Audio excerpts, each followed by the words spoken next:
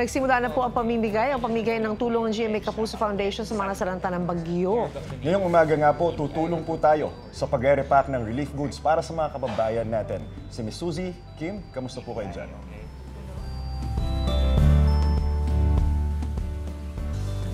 Good morning guys sa inyo dyan sa studio. Hi Mare, hi Anjo. Nandito nga tayo sa GMA Kapuso Foundation Warehouse kung saan nagagawa ang repacking ng mga relief goods na ipapamahagi natin sa mga kapuso natin na salanta ng Bagyong Christine. Now, ang isang relief pack na ganito ay meron niyang laman na 2 kilong bigas at may 4 na canned goods yan. Meron din dapat kasama ito na 5 packs ng noodles. Pero syempre, hindi natin pwede ilagay dito muna yung noodles kasi kapag pinagpatong-patong siya sa truck, madudurog siya.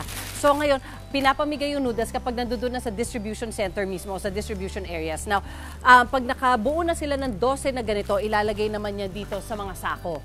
Para mas madali siyang bilangin kapag dinidistribute siya, alam nila kung ilang taon na yung napamahagian nila. At syempre, hindi magagawa ang lahat ng ito kung hindi dahil sa tulong ng ating mga volunteers. At kasama natin ang ilan sa kanila ngayong umaga. Kasama natin si Kim Perez at syempre mga miyembro ng Philippine Navy. Kim, good morning, Kim! Good morning, Miss Suzy. Ayun. Kamusta ang experience? Yeah. Hindi ito ang first time mo na nag-repack, Hindi, no? second time ko na to. Oo, kamusta naman experience at gaano karami nang na-repack mo? Hindi ko matansya, pero sa tingin ko matatansya to ng kasama ko. Kasi ito sila, sir, parang mas nauna sila sa akin. Correct. Okay, sir. Good morning po. Ano po pangalan nila? Good morning, ma'am. Apprentice Siman Abe po, Philippine Navy. Ayun. Anong oras pa kayo nandito sa warehouse? Earlier, ma'am, 4 a.m. na aboard na po kami dito, ma'am. Wow. So, nabibilang nyo pa ba kung gano'n na karami na Sa na-repack estimate ninyo? ko po, I think more than 400 na packs na po ng ito po, yung na-repack namin po. Ang galing. Actually, yung Philippine Navy, isa sa inaasahan natin. Army, syempre lahat ng mga sangay ng gobyerno natin na maaaring makatulong. Ano yung masasabi mo or mensahe mo doon sa mga tao na nangangailangan ng tulong? Opo, ang bawat family food packs po na nire-repack natin ngayon symbolizes bayanihan and malasakit po. Kaya po, ang inyong Philippine Navy kasama po ang GMA Kapuso Foundation, handa pong tumulong para po sa inyong pagbangon. And sa lahat po ng mga nasalanta ng bagyo ngayon, lagi niyo pong tandaan na everything will just come to pass po. Oh, ang galing naman. Ang galing magsalita ni Sir. Pwede host ng unang hirit to, ha?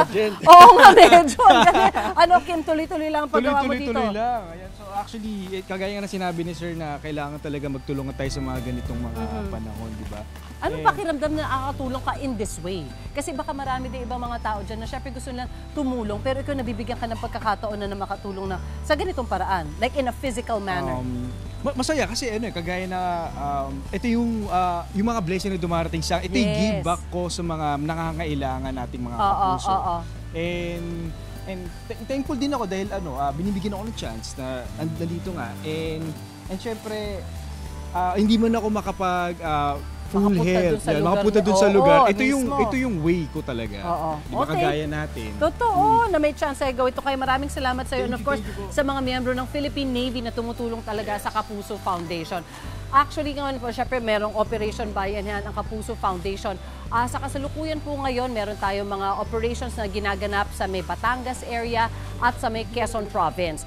Ngayon po, meron tayong isang truck na nandiyan dyan sa may Camsur, pero hindi siya makalusot. Papunta yan ng Albay. Pero dahil nga naging masama ang panahon at maraming pagbaha na nangyari, hindi makalusot yung ating truck. So syempre pagdasal po natin na sana makarating agad sa mga dapat papuntahan ng ating mga relief goods dyan sa Albay, yung truck ng GMA Kapuso Foundation. Kanina lang po nakita po natin ang team na umalis dito or papaalis o nakaalis na. Sila naman po ay patungo naman po ng Isabela at Cagayan. So of course nagpapasalamat tayo dito sa ating mga volunteers, dito sa ating mga kapuso na nagpapahatid ng tulong para doon sa mga tao nangangailangan. Doon po sa mga nangangailangan, konting tiis lang po dahil sinisika po namin na maabot kayo, kaya lang syempre paminsan marami po kami mga balakid.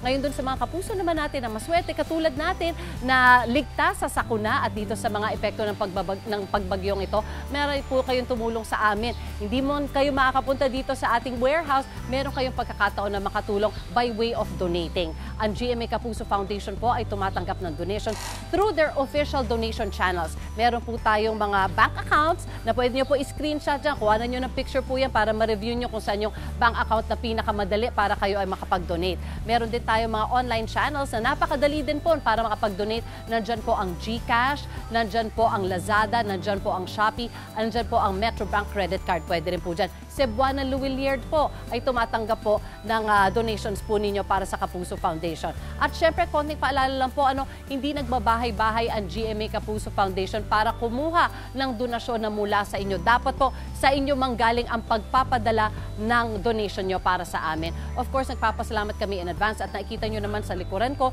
kung gaano karaming tulong ang naipapaabot ng donations po ninyo. Kaya maraming salamat po. Yan po muna dito po sa Tandansora, dito po sa GMA Kapuso Foundation. Babalik po kami.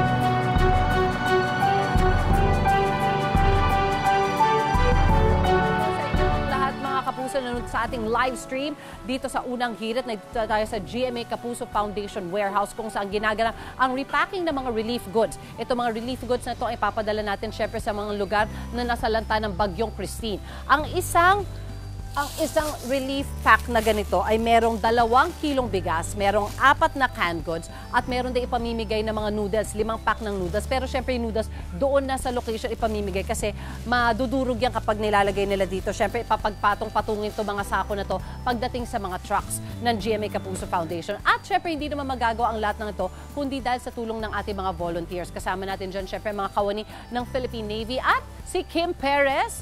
Hi, Kim! Hello po. Ayan, ano naman ang pakiramdam na ikaw ay nanditong muli?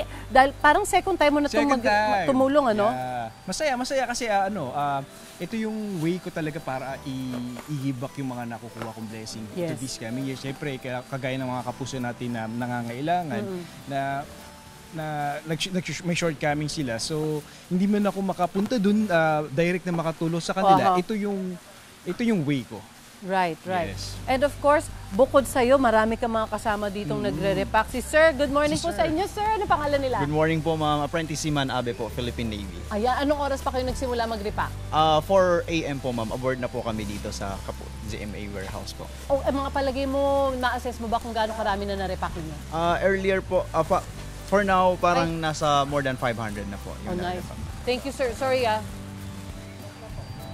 okay! Alright, mga kapuso. So, mamaya babalik na lang kami dito. Basta, alam nyo naman po ang ginagawa behind the scenes ng GMA Kapuso Foundation. Ito po yun. Kaya kung nais nyo pong makatulong, pumunta lang po kayo sa mga official page ng GMA para malaman nyo kung paano kayo makapag-donate sa GMA Kapuso Foundation. Thank you po!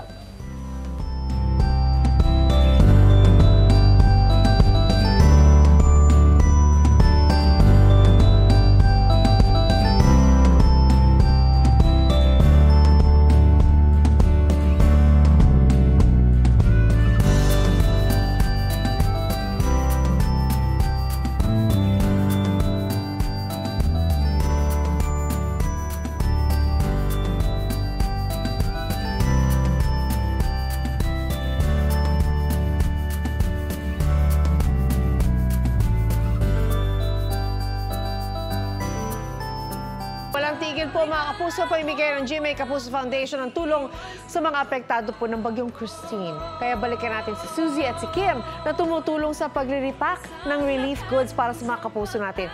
Ilang kapuso celebrities din na mga kasama nila dyan. Suzy at Kim, kamusta kayo dyan? Hi! Mare, thank you so much. Dito pa rin tayo sa GMA Kapuso Foundation Warehouse. Tuloy-tuloy pa rin po ang pagre-repack ng mga relief goods. Ang bawat relief pack meron ditong bigas, merong canned goods, at pagdating na sa location mismo, bibigyan din po sila ng noodles kasi madudurog nga naman kapag nilalagay na dito at kasi itatambak-tambak yan sa mga truck. Na makikita niyo po dun sa area na yon, na doon yung first stage ng repacking natin. Doon sila naglalagay ng 2 kilong bigas doon sa mga plastic bags. Tapos ilalagay nila doon sa mas malaking plastic bag na merong logo ng GMA Kapuso Foundation. Tapos ilalagay naman nila dyan yung 4 na canned goods. Tapos kapag maglalagay naman sila dun sa sako na yon, makakabuo sila dun ng 12. So per sack, merong 12 na relief packs na ganito. At si Kim naman ay tuloy-tuloy din na tinutulungan ng ating mga kapuso mula sa Philippine Navy na tumutulong sa repacking natin dito at may makakausap yata siya ngayong umaga. Kim, kamusta? Mukhang marami ka na nagawa dyan, Kim, ha? Yeah, actually, ang dami na. Ayan, so itong mga taga-Philippine Navy natin. So talagang natutuwa ako sa kanila. Alam mo, napaka-dedicated nila sa ginagawa. Ito nga si Sir. Sir, ano pangalan niyo, Sir? I'm Apprentice Seaman Misagal, Philippine Navy. So, first time niyo po dito sa ating Kapuso Foundation sa repacking? Actually, this is my 3rd time around. Opo. So tansya niyo po mga nakakailan na po yung natin, yung mga nare-repack natin. Dahil kasi mas nauna sila sa atin dito eh. Mga tansya niyo po. Nasa 400 packs na po. Marami na rin po. So may gusto po ba kayong sabihin sa ating mga kababayan na nasalanta po ngayon? Sa mga nasalanta po ng Bagyong Christine, wag po kayong mag-alala, laban lang sa pagbangon. Kagapan niyo po yung Armed Forces of the Philippines po. Specifically yung Philippine Navy, which is this is our role, ang humanitarian assistance talaga. Thank you so much, sir. Thank you so much po. At salamat, syempre, sa lahat ng ating mga volunteers na nandito ngayong umaga. Alam niyo po, yung Kapuso Foundation, matagal na po nag-ooperate ito. So, ibig sabihin, matagal nang naghahanda yan through the years. So, itong mga supplies na minsan na meron tayo dito, nakaimbak na talaga yan dito, ready for repacking na lang yan. Pero, syempre, dahil nga ginagamit namin to sa pag-repack dito, nauubos na rin yung aming mga supplies. Kaya, kung kayo po ay makapagpadala ng tulong sa amin, ay malaking tulong po yan sa GMA Kapuso Foundations at sa ating mga relief operations. Ang relief operations kasalukuyan po ay nagaganap po yan ngayon dito sa may Batangas area. Meron din po tayo sa may Quezon Province. Kasalukuyan po meron tayo isang truck dyan na medyo naantala naman dyan sa may Camarines Sur area. Papunta po yan ng Albay, pero dahil nga po sa sama ng palaon at syempre sa pagtaas ng tubig baha, minsan nahihirapan po makalusong yung ating truck doon. So hopefully po makarating agad sa Albay yung truck ng GMA Kapuso Foundation. At kaninang umaga lang po, kakaalis lang po ng team naman natin na papunta naman sa Cagayan at Isabela. Magiging mahaba po ang pagbiyahe nila dyan. Land trip, of course. Siguro mga gabi na sila makakaabot dyan sa Isabela at sa Cagayan area. So, abangan nyo lang po ang GMA Kapuso Foundation.